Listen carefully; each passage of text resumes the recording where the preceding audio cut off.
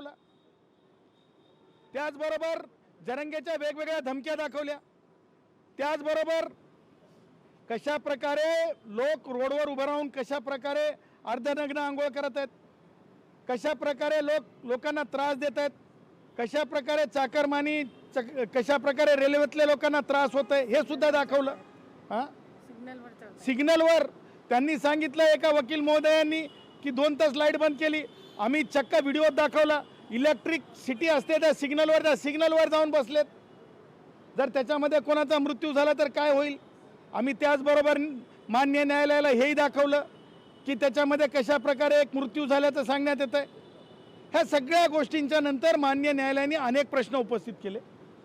आम्ही सांगितलं की मुंबई आणि बॉम्बेच्या लोकांना त्रास होणं हे किती अन्यायकारी आहे, गणपती बाप्पांच्या भक्तांना त्रास होणं हे किती अन्यायकारी आहे। आणि ह्या सगळ्या गोष्टी ऐकल्याच्या नंतर ज्या प्रकारे शहानीच्या जजमेंटमध्ये सुप्रीम कोर्टाने सांगितलेलं आहे की रस्ते बंद करणं, शहानीची जजमेंट म्हणजे कोणती तुम्हाला सांगतो, ती म्हणजे शाहीनबागचे जे रस्ते, कारण तुम्हाला बऱ्याच पत्रकारांनी मला विचारलं शहानीची जजमेंट काय साहेब, तर रस्ते बंद करता येत नाहीत, लोकांना त्रास देता येत नाही, लोकांना वेटीस धरता येत नाही, शाळा महाविद्यालय बंद। मी तर उदाहरणं सांगितले, हा जरंगेचा इतिहास काय सांगितलं, पोलिस धारातीर्थ पडले होते आणि सांगितलं की कोणतेच पोलीस अधिकारी या क्षणाला न्यायालयाच्या आदेशाशिवाय कारवाई करू शकत नाहीत। त्याचं कारण आहे सांगितलं, मागे पोलीस अधिकाऱ्यांना, महिला पोलीस अधिकाऱ्यांना डोके फुटले, गंभीर म्हणजे हे झाल्या, जखमा झाल्या, त्या जखमा आणखीन भरलेल्या नाहीत। अशा परिस्थितीत पोलीस काय करू शकतात कारवाई, कारण सांगितलं की जे विरोधी पक्षाचे नेते राहिलेले आहेत, काय नाव त्यांचं, रावसाहेब दानवे, ते रावसाहेब दानवे सांगतात की लोकशाहीमध्ये काय परवानगी, आझाद मैदान, हे सगळ्या गोष्टी आम्ही सांगितल्या की इथे मराठा समाज म्हणून जेवढे निवडून आलेले आमदार खासदार आहेत ते सुद्धा आम्ही सांगितले की हे पक्षविरहितपणे अशा प्रकारचं राजकारण चाललेलं आहे। मुख्यमंत्री बिगर मराठा असल्याच्या नंतर काय होऊ शकते हे सुद्धा मान्य न्यायालयाला सांगितलं। त्यावर आज माननीय न्यायालयाने मुंबईकरांना, बॉम्बेवाल्यांना एक खूप मोठा दिलासा दिलेला। तो दिलासा म्हणजे जे बाहेरून लोक येण्यासाठी जरंग्यानं सांगितलेलं आहे त्या लोकांना थांबवायला सांगितलंय। ही सगळ्यात मोठी भारतीय संविधानाची आर्टिकल 226 ची संविधानाची आणि त्यातून मुंबईकरांना मिळालेली खूप मोठी उपलब्धी आहे, खूप मोठा मुंबईकरांसाठी सुटकेचा श्वास आहे।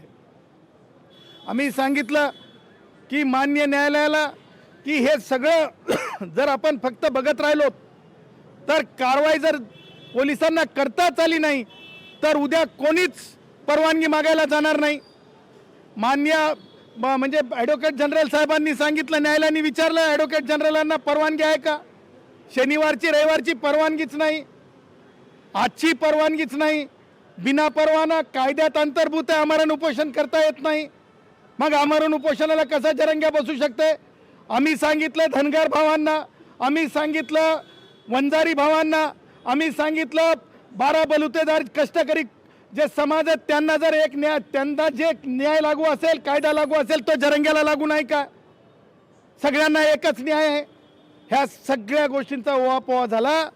मान्य न्यायालयाने जी आदेश यापूर्वी मुख्य न्यायमूर्तींच्या पीठाने दिला होता त्यानुसार पोलिसांना कारवाई करायला सांगितलं, त्यानुसार कारवाई होईल।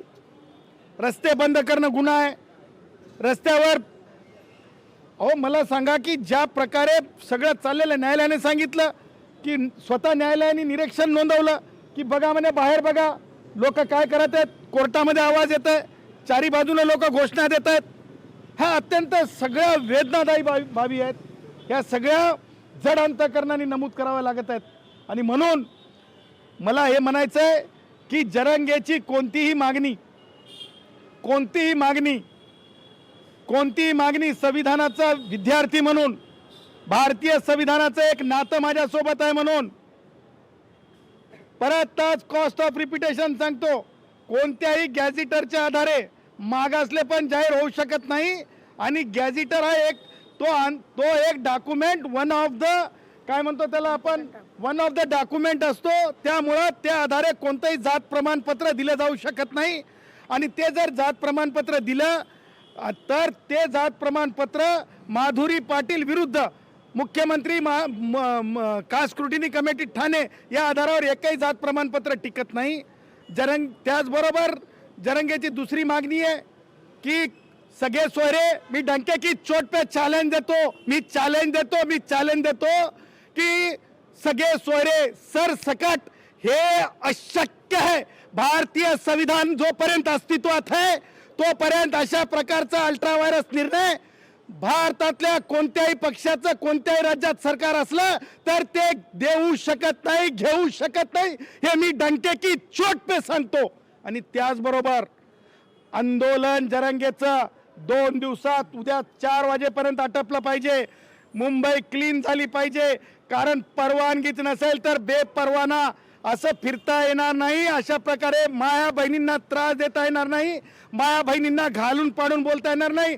मी तर सांगितलं माननीय मुख्यमंत्र्यांच्या बाबतीत काय बोलतात, महिलांच्या बाबतीत काय बोलतो हा माणूस, ह्या सगळ्या गोष्टी मान्य न्यायालयाला सांगितल्यात, न्यायालयाला अवगत केलेल्या आहेत. आणि मला असं वाटतं की न्यायालयाने आज एक मोठ्या सुनावणीनंतर ज्या प्रकारे न्यायालयाने आदेश दिलेला आहे तो आदेश भारतीय संविधानाच्या आर्टिकल 144 खाली राज्यकर्त्यांना बंधनकारक आहे, विरोधी पक्षाला बंधनकारक आहे, पोलिसांना बंधनकारक आहे. 4 पर्यंत जर खाली नाही झालं तर पुन्हा कंटेम दाखल होऊ शकतं का? उद्या 4 पर्यंत जर हे झालं नाही तर बघा, अल्टिमेटम दणका हे शब्द मी वापरणार नाही. मी संविधानिक शब्द सांगतो. भारत का संविधान सर आंखों पर है, भारत का संविधान सर्वश्रेष्ठ है, भारत के संविधान से बड़ा कोई नहीं है. और जब भारत के संविधान के तहत माननीय उच्च न्यायालय अपना डिसीजन देते हैं तो उस डिसीजन को हर किसी ने मानना, ये हर किसी की जिम्मेदारी है. नहीं मानोगे तो कंटेम्प्ट ऑफ कोर्ट होता है और उस कंटेम्प्ट ऑफ कोर्ट के अंदर जो है सलाखों के पीछे यानी जेल में जाने तक की नौबत होती है. असंही आज या ठिकाणी तुमच्यावर बोलताना असं म्हणाले जरांगे की तुम्ही या ठिकाणी नेत्यांचे पायपोस बूट सगळे आणि भिकारी आहात वगैरे अशा पद्धतीचा शब्दप्रयोग तुमच्या बाबतीत केला त्यांनी. आणि यालाच जोडून एक दुसरा प्रश्न असा की पत्रकारांना जो त्रास होतोय त्याच्यावरही ते टिप्पणी करतायत. एक सगळ्यात अगोदर सांगतो, जरंग्याला सांगा माझ्यासारखी लायकी तयार करण्यासाठी डॉक्टरेट होण्यासाठी 25 वर्ष लागत असतात रे जरंग्या. आणि मी चपटी पिऊन मी लोकशाही मराठी ऐका, पहा, जागरूक रहा.